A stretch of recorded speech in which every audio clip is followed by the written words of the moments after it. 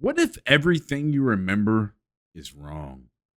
Today, we're diving into the mysterious world of the Mandela Effect, a phenomenon where large groups of people seem to remember events or facts one way when reality says otherwise. The Mandela Effect is a phenomenon where a large group of people remember something differently from how it actually occurred. This is coined by Fiona Broom, a paranormal researcher who discovered that many people believe Nelson Mandela died in prison in the 1980s, when in fact he died in 2013. Broom shared this observation at a conference in 2009, and the term caught on quickly in online forums.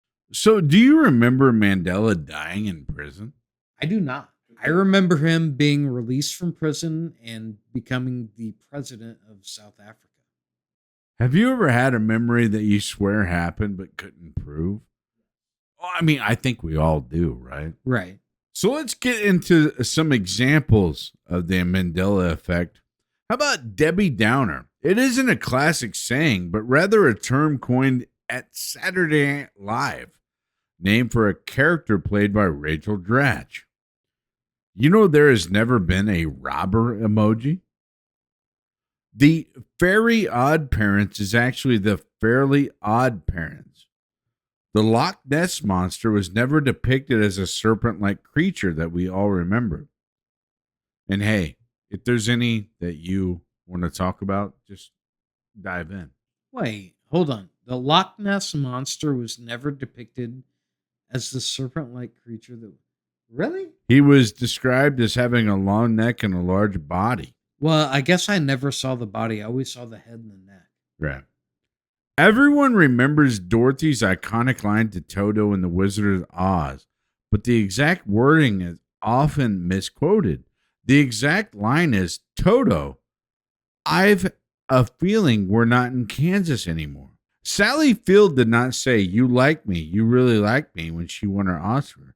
What she actually said is, and I can't deny the fact that you like me. Right now, you like me. The Berenstain Bears are actually the Berenstain Bears. So it's not Steen, it's Stain. With an A? Yeah. I always remembered it with an E. In the Saw series, Jigsaw actually says, I want to play a game, not let's play a game.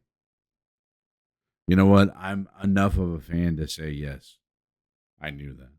Shaggy from Scooby-Doo doesn't have a protruding Adam's apple.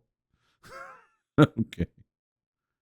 The Raisin Bran son does not wear sunglasses.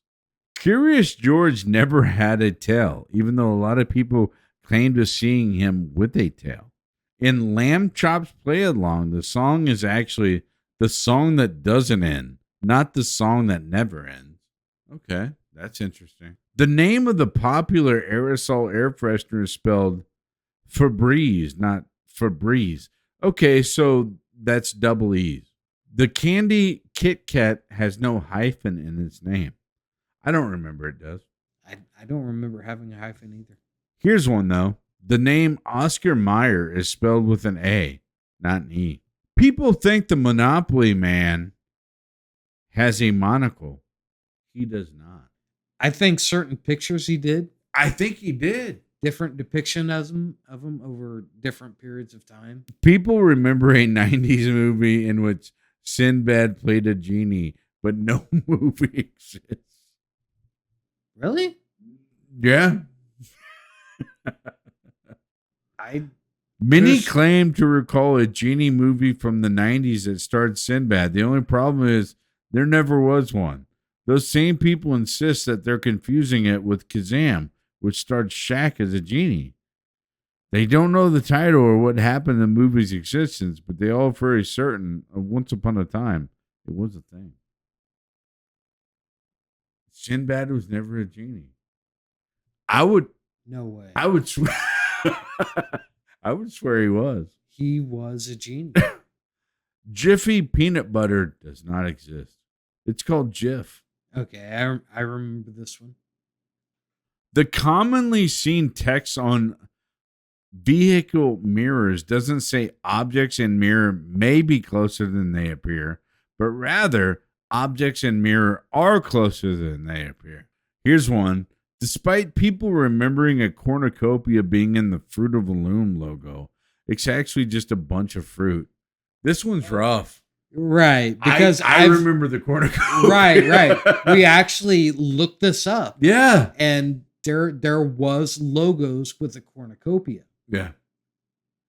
Like this has been debunked. Yeah. Stop playing. Yeah. Fruit of the Loom had a cornucopia. Or maybe they didn't. Maybe they didn't. Some people recall a Disney intro in which Tinkerbell flies across the screen or writes out Disney. Then with dots. Rice Krispie cereal has always been known as Rice Krispie, not Rice Krispies. Sure. In Toy Story, when Woody pulls his drawstring, he doesn't say, "There's a snake in my boot." He says, "There's a snake in my boots." What's the difference? Well, singular boot versus plural. The tip of Pikachu's tail isn't black. I don't know. I'm not Abe, so I'm not that. I think that he might fight over this one.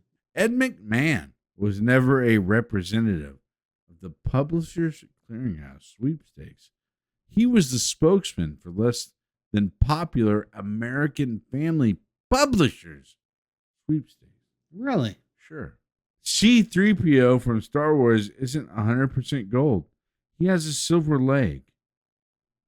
What the hell? Okay, I've never paid that much attention, but that's interesting. So which one of these freaked you out the most?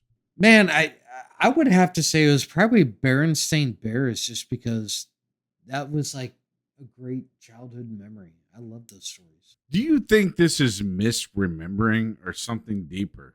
Man, I couldn't tell you, because there's quite a few out there that I remember it as the correct way and I misremember it as the Mandela effect.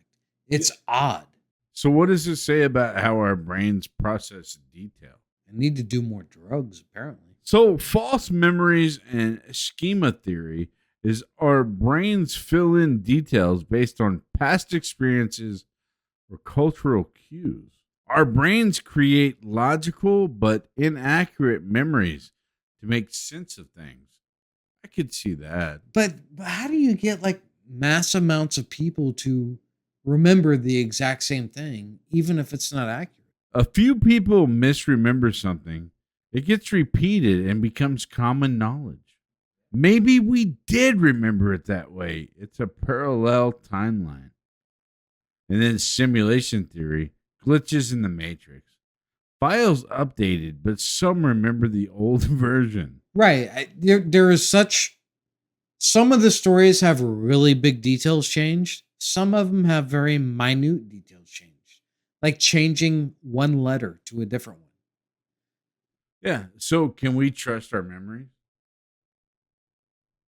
No, apparently we can't. Well, I mean, for the most part, you'd hope so, right? I mean, one would think that's how we access a treasure trove of knowledge. Is history just a collective agreement? Not always. Yeah, a lot of people Yeah, there's some people. question history. Well, and I mean, there's some people, just depending on, if I draw a 6 on the ground and you're standing opposite of me, what do you see? Yeah, 9. You see a 9. Some people see things that way, but I mean, it's just. Do we create false consensus just to feel safe? Yeah, sometimes we do. I think there are groups of individuals that do that. The Mandela Effect shows us that memory isn't perfect. It's weird, flexible, and sometimes straight up broken.